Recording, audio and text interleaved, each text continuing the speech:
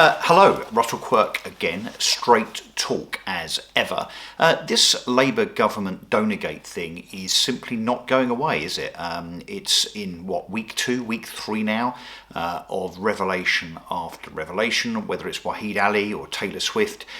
This front bench government, those that criticised Boris Johnson and Rishi Sunak and so on for their lavish lifestyles, their expensive coffee cups, their donor-fuelled wallpaper in the flat of number 10. Whilst criticising the then Conservative government, of course, turns out that the Labour Party in opposition, as they were, had their hand in the till too, in terms of all of the donations that they were taking, and particularly from that Waheed Alli, who I think it's accounted for now that about £700,000 has been donated by Waheed Alli to various members of the Labour Party and indeed the Labour Party itself. £32,000 worth of clothes to Keir Starmer, including glasses, spectacles, etc. And indeed, of course, money to his wife for her clothes, Angela Rayner, Lucy Powell, and so on. And we have to ask the question, and frankly, I don't think it's been asked enough, why would someone like Waheed Alli decide to donate so much, so frequently to those that are about to take office? I think this is no coincidence that Waheed Alli, although he is a Labour peer, and of course he's supported the Labour Party, it seems that his financial donations, his financial commitment to Keir Starmer and co, really rather ramped up in the weeks and months before the election.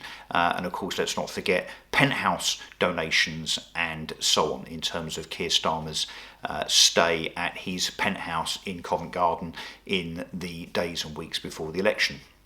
So the question that I'm asking is, why would Waheed Alli spend so much money, £700,000, shoring up and fluffing, if you like, the front bench of the would-be, the potential Labour government?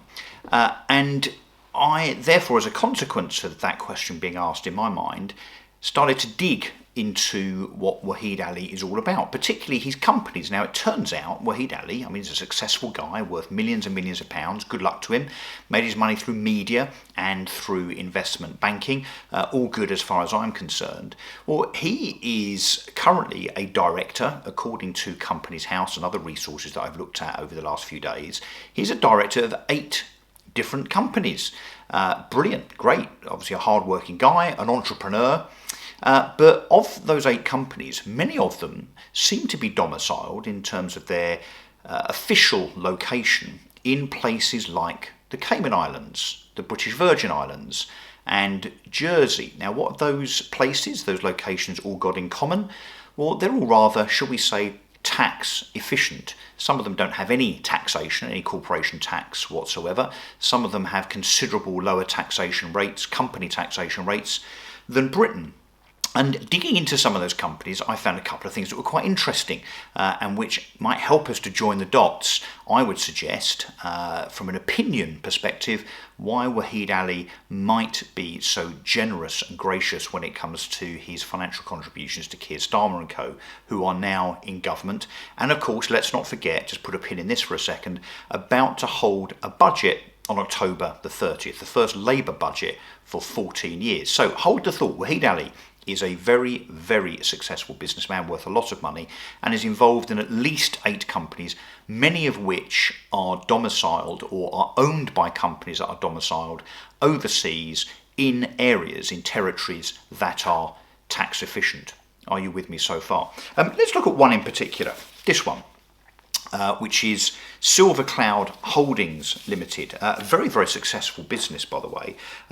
Big revenues and big profits. Last year, so the year ending December 2023, Silver Cloud Holdings Limited, which is owned by a company that is domiciled in the Cayman Islands, this company made £6.3 million. £6.3 million. Lots and lots of money. Waheed Alli, as you can probably see actually from the bottom of this page, Waheed Alli is chairman of that particular business and I think a shareholder too. That business, having made £6.3 million last year, paid the princely sum in income tax, in corporation tax, of zero. No tax. No tax whatsoever.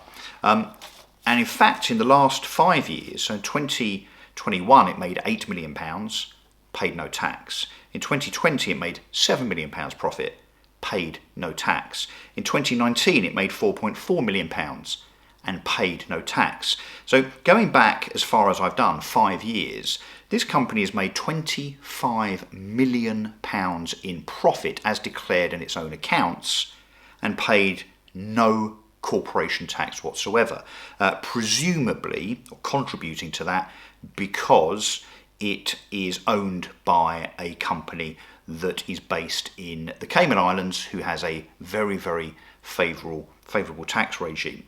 Now, as a consequence of all this, and the fact that Waheed Alli is involved in all these companies that pay very, very little tax, some would call it tax avoidance. It's not tax evasion, by the way. I'll be very, very clear. This is not illegal. This is not unlawful. Waheed Alli is doing absolutely nothing wrong. But he is involved with companies, many of which he is the chairman of, companies that are making millions and millions of pounds without paying what you might consider to be their fair share of UK corporation tax. That, in other words, the money that is used for schools, roads, nurses, could maybe also be used to warm some pensioners this December, January and February, who knows. So why might Waheed Alli be so intent on giving so much money, hundreds of thousands of pounds, to the Labour government and individuals within that government like Rachel Reeves and Keir Starmer?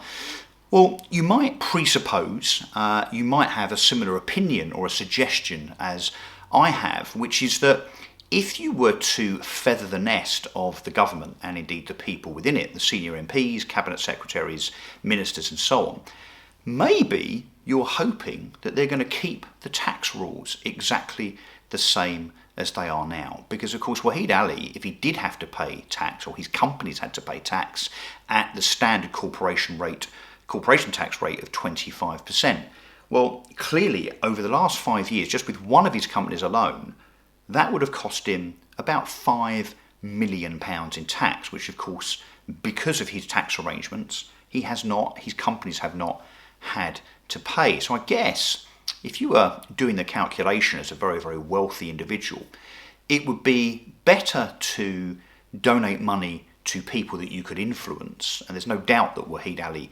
influences Keir Starmer and people within the government. We know that. It's come out in the papers over the last few days that indeed he helped with the 100 days strategy, laughable as that's turned out to be. He also assisted apparently with putting teams, staff together within Number 10. So Waheed Alli definitely has influence.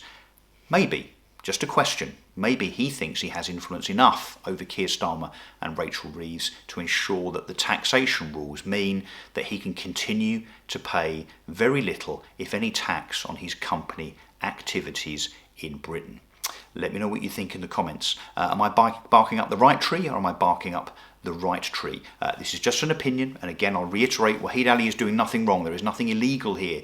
He's doing nothing improper.